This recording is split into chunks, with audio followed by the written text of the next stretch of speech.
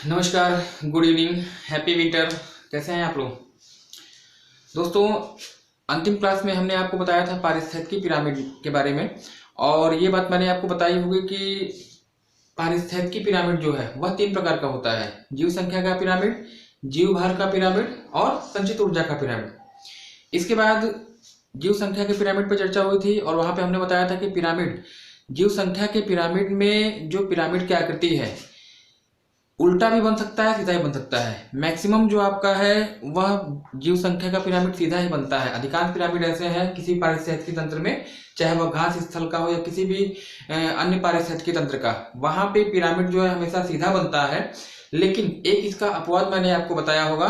अगर एक वृक्ष के पारितंत्र का अगर हम उदाहरण लें तो वहां पे जो है जीव संख्या का पिरामिड हमेशा उल्टा बनता है। अपवाद स्वरूप इस चीज को ध्यान रखिएगा कि एक वृक्ष का पारिस्थितिकी तंत्र का पिरामिड हमेशा क्या होता है, जीव संख्या का हमेशा उल्टा बनता है। ठीक है, इतनी चर्चा जो है लास्ट के क्लास में आपकी हो चुकी है। आज के इस वीडियो में जो शेष 2 पिरामिड आपके बच्चे में उस पर चर्चा की जाएगी। उम्मीद है कि आपको क्लासेस पसंद आ रही होंगी। कमेंट बॉक्स में इसका उत्तर मुझे जरूर दीजिएगा, है ना। चलिए आइए शुभारंभ करते हैं आज के इस वीडियो का।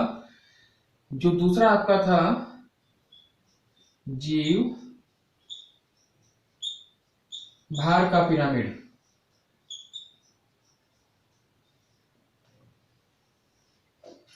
जीव भार का पिरामिड, है ना। जीव भार के पिरामिड की बात करिएगा, जहां एक तरफ जीव संख्या के पिरामिड में आप जीवों की संख्या को आधार बना के जो है उसका रचना करते हैं, पिरामिड की रचना करते हैं, वैसे ही जीव भार के पिरामिड में हमारा बेस क्या होता है, जीवों का भार। समस्त जीवों को जोड़कर कितना भार हो रहा है उसको देखा जाता है।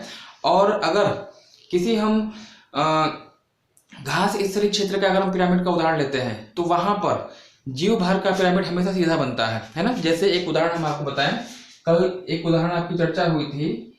यहाँ पर अगर देखा जाए एक घास स्थल की अगर बात की जाए तो घास स्तरीय क्षेत्र में उत्पादक वर्ग कौन होगा, हरे पेड़ पौधे होंगे। तो आधार स्तर पे आपके पेड़ पौधे होंगे, है ना।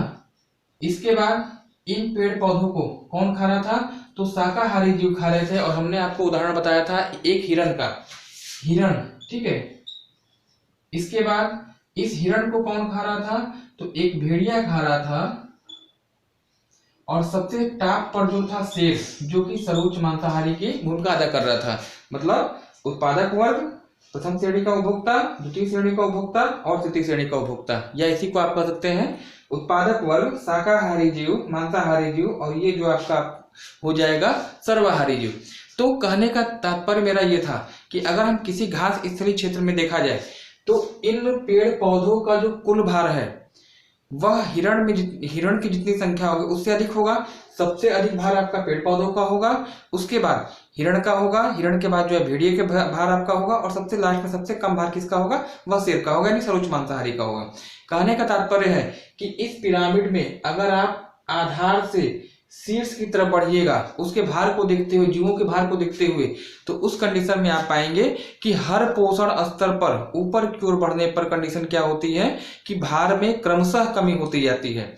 सबसे अधिक भार आपका पेड़ पौधों का यानी उत्पादक वर्ग का, उससे कम जो है प्रथम श्रेणी के उपभोक्ता का यानी पोषण स्तर फर्स्ट का, पोषण स्तर सेकंड का उससे कम होगा, और सबसे कम जो आपका होगा वह होगा किसका, शेर का, यानी उच्च मांसाहारी का। ठीक है, तो क्रमशः यहाँ भी एक घास स्तरीय क्षेत्र में जीव भार का पिरामिड आपका सीधा बन गया। लेकिन जिस तरह से जीव संख्या के पिरामिड में आपने देखा कि वृक्ष का पिरामिड जो है उल्टा बनता है जीव संख्या में, वैसे ही एक अपवाद आपका यहाँ भी है, और वह आपसे एग्जाम में पूछा जाता है। इसके उदाहरण को मैं मिटा दूं यहाँ पे।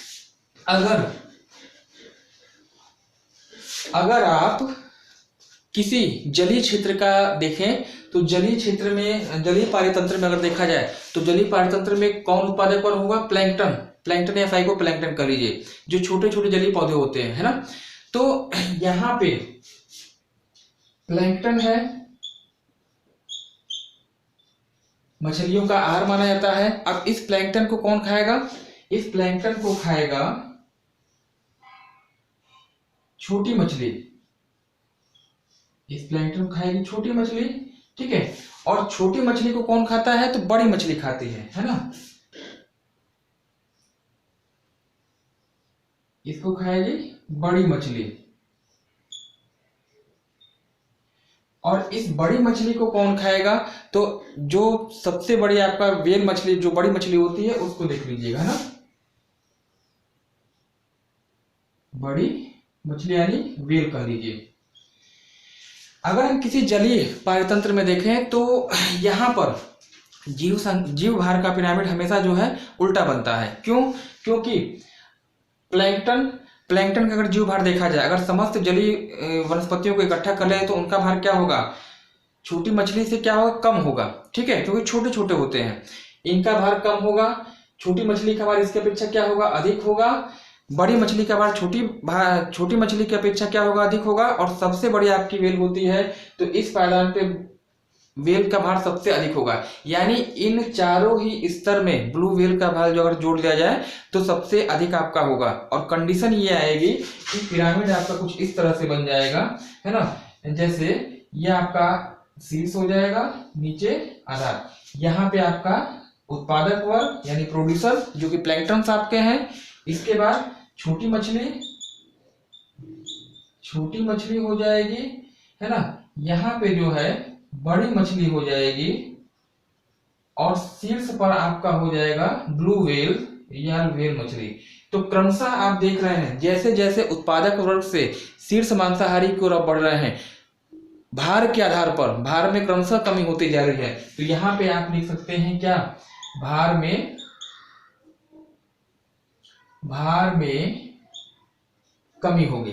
तो एक चीज ध्यान रखिएगा कि जीव संख्या का पिरामिड वृक्ष का अगर लेंगे तो वहां पे वृक्ष का पिरामिड उल्टा बनेगा, और जीव भार का पिरामिड आप पढ़ रहे हैं तो यहाँ पे जो है जलीय क्षेत्र का जो पिरामिड होता है वह आपका हमेशा उल्टा बनता है। तो इन दोनों को ध्यान रखिएगा। इन दोनों के अलावा जो शेष पारितंत्र आपका बन रहा है वहां की पिरामिड जो हमेशा क्या होते हैं? सीधे बनते हैं। इस चीज को आपको ध्यान रखना होगा क्योंकि प्रश्न आपके यहीं से पूछे जाते हैं। जीव संख्या के पिरामिड में जीवों की संख्या को आधार बनाया गया है, जबकि जीव भार के पिरामिड में जीवों के समस्त भार को पिरामिड बनाया मतलब आधार बनाया गया है। और यहाँ पे आप देख रहे हैं कि जैसे जैसे ऊपर की तरफ बढ़ते जा रहे हैं भार में क्या होती जा रही है? वृद्धि होती जा रही है, अधिकता होती जा रही है। सबसे कम भार आपका प्लैंकटन्स का हो जाएगा और सबसे अधिक भार जो है आपका ब्लू व्हेल्स का हो जाएगा। ठीक है, तो ये आपका हो गया जीव भार का पिरामिड। इसके बाद जो थर्ड सेक्शन आपका बचता है, तीसरा भाग, तीसरा पिरामिड हमने आपको बताया था संचित ऊर्जा का पिरामिड। संचित ऊर्जा का पिरामिड। संचित ऊर्जा का पिरामिड क्या है? जीव संख्या के पिरामिड में हमने संख्याओं पे ध्यान दिया, जीव भार के पिरामिड में हमने जीवों के भार पे ध्यान दिया था, और यहाँ पर प्रत्येक पोषण स्तर में जो जीव होते हैं उनमें कितनी ऊर्जा संचित है या कितनी ऊर्जा पहुंच रही है उसको हम ध्यान देते हैं। ठीक है, और कल एक चीज मैंने आपको यह भी बताई थी कि तीनों पिरामिड में यह एकमात्र ऐसा पिरामिड है जिसमें कि पिरामिड का आकार हमेशा जो है सीधा बनता है। इसमें किसी भी पारिस्थितिकी तंत्र में जो है पिरामिड उल्टा नहीं बनता है। उदाहरण के तौर पर देखा जाए तो यहाँ पे ये आपका पिरामिड की सीधी संरचना हो गई, है ना। सबसे आधार पे आप उत्पादक वर्ग को दिखाते हैं और यहाँ पे हम किसको दिखाएंगे? पेड़ पौधों को। ठीक है, जो द्वितीय पोषण स्तर है, द्वितीय पोषण स्तर पे आपका शाकाहारी जीव होगा, और इस पेड़ पौधों को कौन खाएगा? तो इस पेड़ पौधों को खाएंगे हिरण, कोई शाकाहारी जीव आपका होगा। इस हिरण को कौन खाएगा? तो आप बताएंगे भेड़िया, और इस भेड़िया को खाने वाला सर्वोच्च मांसाहारी होगा जिसे आप कहते हैं शेर। यह जो है एक संरचना है, और यहाँ पे हमने कहा कि इस तरह के पिरामिड में हमेशा आप किसको ध्यान देते हैं? जीवों की संचित ऊर्जा को देते हैं। यहाँ पे जो आपका है यह वर्ग हो जाएगा उत्पादक वर्ग, ये वाला स्तर हो जाएगा पोषण स्तर फर्स्ट, पोषण स्तर फर्स्ट हो जाएगा। ये वाला स्तर आपका होगा पोषण स्तर द्वितीय, और ये शीर्ष पायदान पे होगा यानी टॉप पे होगा, और इसे आप कहते हैं पोषण स्तर थर्ड। मतलब उत्पादक वर्ग और 3 पोषण स्तर हैं जो कि क्रमशः शाकाहारी जीव, मांसाहारी जीव और सर्वाहारी जीवों को निरूपित करते हैं। ठीक है, अब ऊर्जा को कैसे ध्यान रखा जाता है, जैसे मान लीजिए कि हमने ये बताया था कि हमारे पारितंत्र में, हमारे पारिस्थितिकी तंत्र में सूर्य जो है ऊर्जा का केंद्र बिंदु होता है। सूर्य से ऊर्जा आपकी निकलती है। जो हरे पेड़ पौधे होते हैं वह सूर्य की ऊर्जा का प्रयोग करते हैं, प्रकाश संश्लेषण करते हैं, अपने भोजन का निर्माण करते हैं, है ना। एक यहाँ की चीज ध्यान रखिएगा जो कि आपके लिए नोट करने वाली पॉइंट होगी। हर पोषण स्तर पर जो उपभोक्ता होता है, चाहे वो उत्पादक वर्ग हो चाहे विभिन्न श्रेणी के उपभोक्ता है, हर पोषण स्तर पर जीवधारी जो है अपने दैनिक क्रियाकलापों के लिए 90% ऊर्जा, जितने उसके पास ऊर्जा है उसका 90% खुद यूज करता है और 10% ऊर्जा ही जो है अपर लेवल पे यानी ऊपरी पोषण स्तर पे पहुंचती है। इस बात को ध्यान रखिएगा, बेसिस को ध्यान रखिएगा। क्या मैंने बताया कि हर पोषण पर जीवधारी उसके बाद जितनी ऊर्जा होती है उसका 10% जो है ऊपर ट्रांसफर करता है अगले पोषण स्तर के लिए और 90% जो ऊर्जा है वह अपने लिए प्रयोग करता है। इस बेस को ध्यान रखिएगा। इस नियम को एक वैज्ञानिक ने दिया था कि इनका क्या नाम था, लिंडमान, है ना। लिंडमान महोदय ने बताया कि हर पोषण स्तर पर प्रत्येक जीवधारी 90% अपने लिए ऊर्जा बचा कर रखेगा और 10% ऊर्जा को ही ऊपर के स्तर पे क्या कर ट्रांसफर करेगा। चूंकि इस नियम को लिंडमान महोदय ने बताया था इसलिए इसे क्या कहते हैं, लिंडमान का नियम भी कहते हैं। और या इसी का एक अन्य नाम है 10% का नियम, है ना। एग्जाम में एक ऑब्जेक्टिव आपका यहां से ही बनता है। ऑप्शन में चार वैज्ञानिकों का नाम आपको दे देगा, कहेगा कि 10% का नियम निम्नलिखित में से किस वैज्ञानिक के द्वारा प्रतिपादित किया गया है। उत्तर आपका होगा लिंडमान के द्वारा। या यह भी पूछ सकता है कि 10% का नियम किस पिरामिड से संबंधित है। ऑप्शन में 4 देगा और आपको बताना होगा संचित ऊर्जा से इसका संबंध है ना। ध्यान रखिएगा, इस चीज को समझिए कि कैसे 10% अपने मतलब 90% अपने पास रखेगा और 10% क्या करेगा, वह दूसरे स्तर तक अपर लेवल पे क्या कर देगा, ट्रांसफर कर देगा। जैसे मान लीजिए कि पेड़ पौधे जो है ऊर्जा के संग्राहक होते हैं, ऊर्जा को ग्रहण करते हैं सूर्य की ऊर्जा को। अगर मान लीजिए कि उत्पादक वर्ग के पास, यहाँ पे इसको मैं मिटा के आपको बता दूं, अगर उत्पादक वर्ग के पास मतलब हरे पेड़ पौधे के पास जो है 10,000 ऊर्जा है, 10,000 जूल, है ना। जूल जो है क्या होती है, ऊर्जा की इकाई होती है, मापनी होती है। तो अगर मान लीजिए कि इस पोषण स्तर पे यानी हरे पेड़ पौधों के पास उत्पादक वर्ग के पास कुल ऊर्जा कितनी है, 10,000 है, तो यह 90% मतलब 9,000 जो है ऊर्जा अपने दैनिक जीवन में यूज करेगा, प्रयोग करेगा। और जो शेष आपका बच रहा है 10%, यानी अगर 10,000 का अगर आप 10% निकाल लेते हैं, 10% निकाल लेते हैं तो ये आपका हो जाएगा 1,000 जूल। 1,000 जूल जो है वह हिरण के पास पहुंचेगी। बात को समझिए, उत्पादक वर्ग के पास 10,000 जूल है, 10,000 जूल का 90% यानी 9,000 जो है अपने लिए सेव करता है, बचा कर रखता है पेड़ पौधा। और जो 1,000 जूल आपका बच रहा है वह अपर लेवल के यानी हिरण के लिए यानी शाकाहारी जीव के लिए ट्रांसफर हो जाती है। इतनी बात समझ में आई। अब जो है हिरण के पास कितनी ऊर्जा आपकी हो गई, 1,000 जूल। अब 1,000 जूल हिरण के पास ऊर्जा है, मतलब शाकाहारी जीव के पास है, और यह शाकाहारी जीव भी इस 1,000 का 90% अपने पास रखेगा और 10% जो ऊपर ट्रांसफर कर देगा। मतलब किसके लिए, भेड़िया के लिए यानी द्वितीय पोषण स्तर के लिए। तो अगर 1,000 का 10% अगर आप निकालते हैं तो कितना हो जाएगा, 100 जूल, है ना। 100 जूल जो है ऊर्जा वह भेड़िया को मिलेगी ना। और सेम प्रक्रिया आपकी भेड़िया यानी द्वितीय पोषण स्तर पे भी होगा। इस 100 जूल का 90% जो है भेड़िया उपयोग करेगा और 10% जो बचता है यानी 10 जूल जो है वह कहाँ ट्रांसफर हो जाएगी, वह शेर के पास ट्रांसफर हो जाएगी। मतलब 10 जूल ऊर्जा शेर को मिलेगी, सर्वोच्च मांसाहारी को मिलेगी। कहने का मतलब ये है कि आप देख रहे हैं कि उत्पादक वर्ग के पास कुल ऊर्जा कितनी थी, 10,000 जूल थी ना।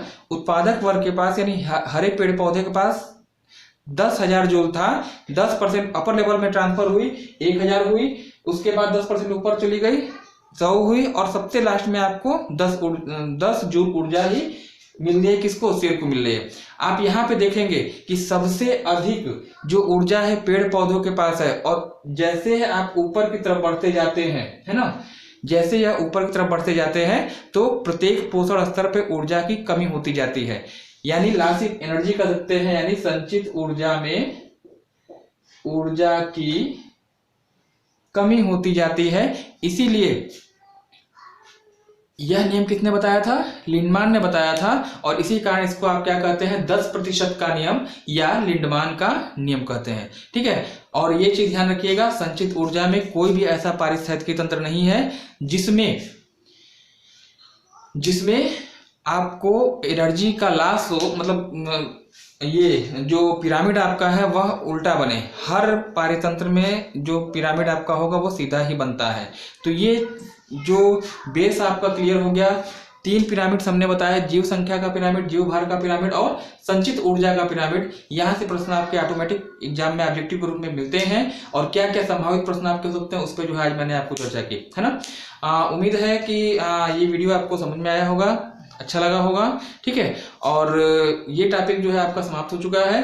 इसके बाद जब नेक्स्ट क्लासेस आपके ओपनिंग होगी कल की अगले वीडियो में, तो वहाँ पे अगला जो टॉपिक होगा मैं आपको बताऊंगा। ठीक है, कुछ लोग करंट के लिए कह रहे थे, करंट के लिए तो करंटली परेशान मत होइए, जैसे ही कोई नजदीक मतलब बड़ी एग्जाम आते हैं, है ना, तो उस पर आपका जितने भी जो विविध टॉपिक आपके होते हैं, चाहे खेल का हो, चाहे पुरस्कार हो, या फिर अंतर्राष्ट्रीय नियुक्तियां हो, राष्ट्रीय नियुक्तियां हो, सब पर जो है क्लासेस आपके बनेंगे। ठीक है, जल्दी इसके लिए कुछ किया जाएगा। आज के लिए फिलहाल इतना ही रहने दीजिए, मिलते हैं अगले वीडियो में। धन्यवाद, शुभ रात्रि।